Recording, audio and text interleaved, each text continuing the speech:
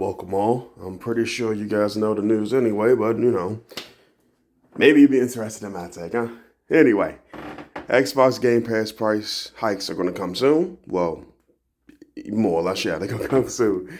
And so price increases are headed for Game Pass alongside the inclusion of new tiers for the subscription service. So there's going to be price differences now.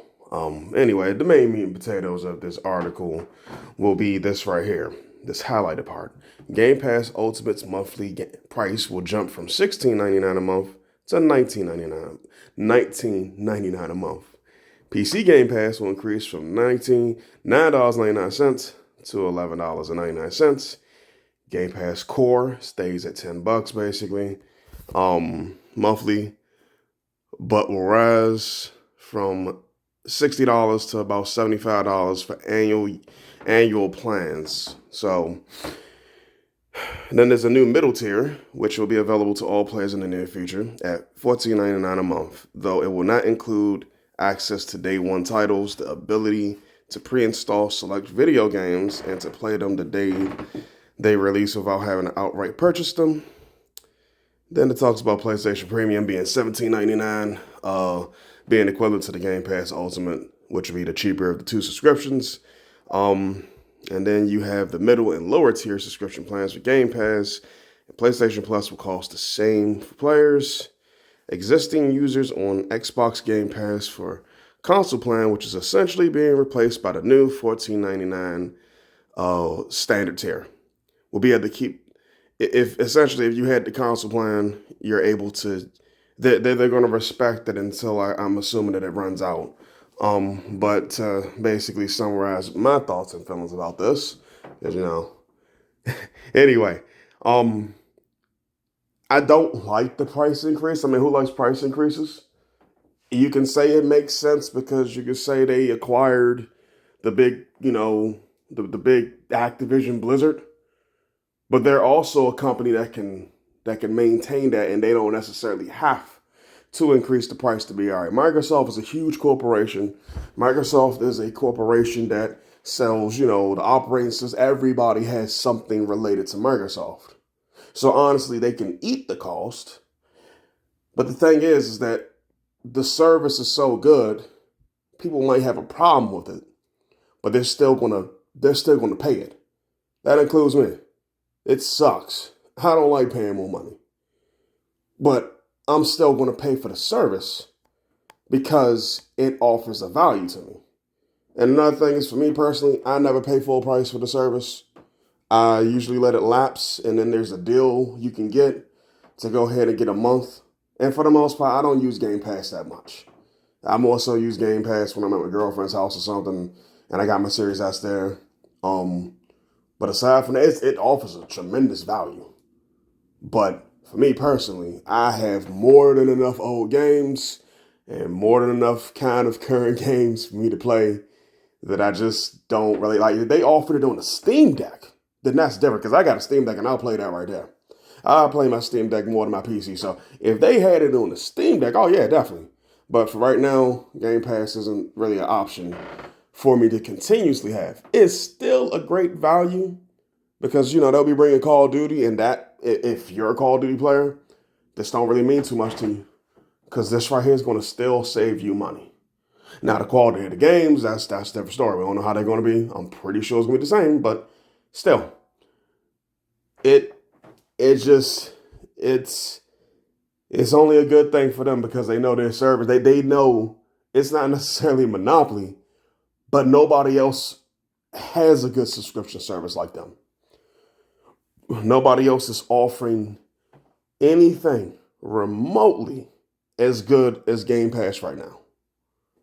Now it does. I just don't like the differences here with the day one games and stuff. That's something that I really do not like. And then that also makes this complicated now. So if somebody, for instance, a parent, because parents are definitely big time consumers, they may not know much, but parents are big consumers of people, they don't know about video gaming and stuff. And if, for instance, you want to get the Game Pass or the Core, it used to be on all these that you had access to day one games. So it's going to be essentially a moment, Christmas, whatever time, birthday, that they buy this stuff and they get the core, whatever it is, it's cheaper. And I guess from their standpoint, you would figure that it would do the same thing. If anything, it used to do the same thing. But then later on, when the kid or whoever wants to play the game they want to play, and if it's a day one release, they're going to have to go back to the parents and ask for more. And for me, when I was a kid, I had to wait till holidays to get stuff that I wanted. So I'm just saying, either way, that does make it complicated. I really wish they didn't do that. If you're going to do the price increase, fine. But I don't see why you need to take away the day one releases. It just seems like, of course they want you to keep spending more, and that's really what it seems like here. They want you to spend more money so you can use the highest plan. Like, in this situation, that kind of sucks, dude, because again, this is just us, losing value essentially. Yeah, the value's still worth it, but it's also losing value. And the thing that I fear is how Netflix started off really, really good. I forgot how much this stuff costs. We used to be able to pay like $8 or something a month, and used to be able to stream everything, and used to be able to get all of a season on one day instead of waiting once per week. Or even like Amazon, when they do the Prime membership and how you were able to watch it ad-free, and now you have to pay a premium for it. I fear this is what's going to happen with us right here. They talk about the whole advertisements of video games being thrown around. This is kind of the perfect situation to do it. Game Pass. It may not be in the game, but maybe they throw you an ad before you download it. Maybe they make you watch an ad or something. But either way, that's just more so my fears with that right there. My fears are just that eventually this will not be a good deal. And if I was Sony, I would literally be ramping up right now. I would be ramping up my catalog and what I offer right now.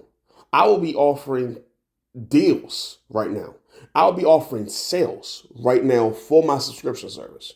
Why? Because your competition is going up on pricing. You're the same right now. Now, your subscription service ain't that good, but if you can make it cheaper right now, bring more people in and just give people more, dude. Just give people more games that are interesting, man. Like, it's just all for day one on some things, dude. And maybe they do. I don't know. I don't pay too much attention to the PS Plus, but I do know that their subscription service isn't as good as Xbox's. And I'm just saying, if they want to take that, this is the perfect time for them to take a shot at trying to get more people in their subscription. Because really, when you think about it, that's kind of what gaming is heading to, is more so subscription wars. We used to talk about bits back in the day. We used to talk about, the power of a PS3 with the 256 freaking RAM it had, and as opposed to the Xbox 360 that had 512. We talk about little stuff like that. But now it's about subscriptions. And honestly, dude, Sony really should be doing more with their subscription service. You already have more console owners. I know that doesn't necessarily mean too much these days, but have more console owners.